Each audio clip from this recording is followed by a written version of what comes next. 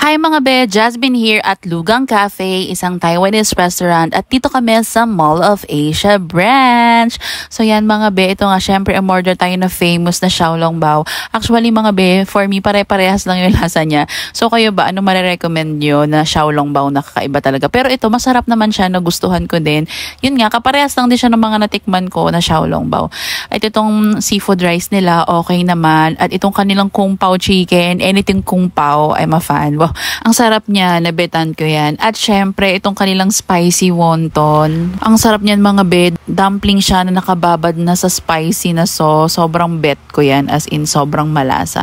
At itong kanilang Taiwanese chicken brings me back sa aking Taiwan trip. Kala ba naman, ang tagal na ng 2019 at ang sarap niya mga be. So, umorder din kami nitong mami nila. Hindi ko alam, pero sakto lang yan. So, yeah, that's my experience at Lugang Cafe. Jasmine here.